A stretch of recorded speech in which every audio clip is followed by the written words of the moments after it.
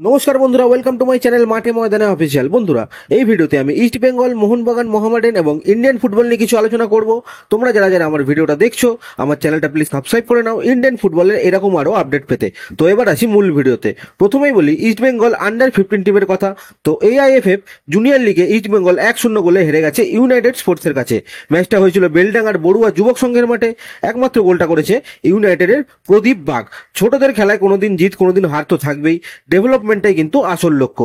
তো যে ক্লাবই জিতুক না কেন, ছোটদের ভালো করে নার্চার করা হোক, আরো উন্নতি করা হোক এবং বড় হয়ে এরা যেন দেশের হয়ে খেলতে পারে। এবার আসি আই লিগের 2023-24 অ্যাওয়ার্ড উইনারদের কথায়। তো আই লিগ বেস্ট প্লেয়ার এবং হাইয়েস্ট গোল স্কোরার হয়েছে কিন্তু গোকুলাম কেরালার আলেহান্দ্রো সানচেজ লোপেজ। তিনি 19টা গোল করেছেন। বেস্ট ইমার্জিং প্লেয়ার হয়েছে গিয়ামার নিকুম। এই গিয়ামার নিকুম মুম্বাই সিটি থেকে লোনে ইন্টার কাছে গিয়েছিল। তো এই নিকুম বেস্ট ইমার্জিং প্লেয়ার হয়েছে। বেস্ট কোচ মোহামেডানের আন্দ্রে চেরনিসভ। বেস্ট মিডফিল্ডার মোহামেডানের মিরাজুল কাসিমভ এবং বেস্ট গোলকিপার হয়েছে মোহামেডানের পদম ছেত্রী। তো এই গেল আই লিগের 2023-24 সেরাদের কথা। এবার আসি একটু ট্রান্সফার নিউজে। প্রথমেই বলি ইস্টবেঙ্গল থেকে গোয়ায় লোনে যাওয়া বোরহা হেরারের কথায়। তো ইস্টবেঙ্গলের সঙ্গে বোরহার 1 বছরের চুক্তি ছিল, কিন্তু সিজনের মাঝপথেই উইন্টার উইন্ডোতে বোরহাকে লোনে গোয়ায় পাঠিয়ে দেয় ইস্টবেঙ্গল। তো বোরহা তার ফেভারিট কোচ মানালো মার্কোয়েজ রোকার কাছে চলে যায়। বর্তমানে বোরহার যা স্ট্যাটাস, বোরহা কিন্তু গোয়ার সাথে পার্সোনাল টার্মসে এগ্রি করে দিয়েছে নেক্সট সিজনে গোয়ায় খেলার ব্যাপারে, কারণ গোয়া ভিক্টর রড্রিগেজকে কিন্তু আর রিটেন করবে না। তো সেই জায়গায় বোরহাকে পার্মানেন্ট চুক্তিতে তারা সাইন করাচ্ছে। তো পরের মরশুমে কিন্তু আমরা বোরহাকে গোয়ায় দেখতে পারবো।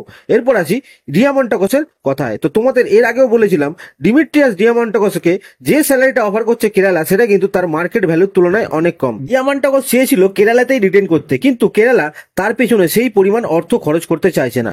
তো প্রথমেই সে ডিলটা রিভাইজ করতে বলে কেরালাকে, কিন্তু কেরালা তাকে পরিবর্তিত চুক্তি পাঠাচ্ছে না। এমন অবস্থায় ডিয়ামান্টাকসের সঙ্গে কিন্তু কেরালার আর এক্সটেনশন হচ্ছে না। তো ডিয়ামান্টাকস কিন্তু কেরালা ব্লাস্টার্স ছাড়তে চলেছে। এমন অবস্থায় অন্য সব দলের কাছে কিন্তু একটা সুযোগ তুখোর এই স্ট্রাইকারকে নেওয়ার ব্যাপারে। কিছুদিন আগে অবধি ডিয়ামান্টাকসের সাথে ইস্ট বেঙ্গলের একটা জোর গুঞ্জন তৈরি হয়েছিল, কিন্তু সে কেরালাকে তার ফার্স্ট প্রেফারেন্সেস দেওয়ায় ডিলটা কিন্তু হয়নি। বর্তমানে ডিয়ামান্টাকসের একটা চোটও রয়েছে। তিনি দলের সাথে ট্রাভেল করলেও নেক্সট ম্যাচে তিনি কতটা খেলতে পারবেন সেই বিষয়ে কিন্তু যথেষ্ট সন্দেহ আছে। তার চোট কতটা গুরুতর সেই বিষয় দেখে কিন্তু সব দল পাবে। ইস্ট বেঙ্গল সম্ভবত এই রেসে থাকবে না, কারণ ইস্ট বেঙ্গল অলরেডি একজন বিদেশি স্ট্রাইকারের সাথে কথাবার্তা শুরু করে দিয়েছে। তিনি সম্ভবত স্প্যানিশ স্ট্রাইকার। ব্যাপারটা এখনই বলার মতো কিছু নেই, ভবিষ্যতে যদি কিছু কথাবার্তা এগায় তখন কিন্তু তোমাদের ডিটেলস দেবো। আপাতত বলার মতো কিছু নেই। এরপর আসি জামশেদপুরের স্ট্রাইকার ড্যানিয়েল চিমাচুকুর কথায়। তো তিনি কিন্তু চেন্নাই এফসিতে সই করতে চলেছেন পরের মরশুমে, চিমা চেন্নাইতে। এরপর আসি প্রবীর দাসের কথায়। তো প্রবীর দাসের সম্ভবত কোনো হেলথ ইস্যু আছে, তাই তিনি কেরালা দলের সাথে থাকছেন না। আপাতত তিনি তার বাড়িতেই বিশ্রাম নিচ্ছেন। এরপর আসি ইস্ট বেঙ্গলের একটা ট্রান্সফার রিউমারে। তো ইস্ট বেঙ্গল বর্তমানে একজন সেন্ট্রাল মিডফিল্ডারের সাথে কথাবার্তা বলছে। সে হলো ভিভিন মোহানান। 21 বছর বয়সী এই কেরালা ব্লাস্টার্সের মিডফিল্ডারের চুক্তি শেষ হচ্ছে 31 মে 2024। সেখান থেকে এই প্লেয়ারটা ফ্রি প্লেয়ার হয়ে যাবে। তো তাকে কিন্তু ফ্রি ট্রান্সফারে নেওয়া সম্ভব হবে। ইস্ট বেঙ্গল সুরেশ জিকসনদের পেছনে যেরকম রয়েছে, তার সাথে সাথে বিকল্প ব্যবস্থাও কিন্তু দেখছে। সেখান থেকে এই প্লেয়ারটা কিন্তু খুব ভালো একটা অপশন হতে পারে। প্লেয়ারটার মার্কেট ভ্যালু 1.8 কোটি টাকা। তো এই প্লেয়ারটার সাথে কিন্তু নেগোসিয়েশন চালাচ্ছে ইস্ট বেঙ্গল। এখন দেখা যাক কতটা কি হয়। এরপর আসি রবসন রবিনের কথায়। তো প্রত্যেকটা ভিডিওতে আমি যেমন তোমাদের বলেছিলাম রবসনের ইস্ট বেঙ্গলে আসার নিউজটা কিন্তু সত্যি নয়, তার ইস্ট বেঙ্গলে খেলার সম্ভাবনা খুবই কম। সেরকমই মার্কাসও কিন্তু জানিয়ে দিল রবসন রবিনও ইস্ট বেঙ্গলে আসছে না।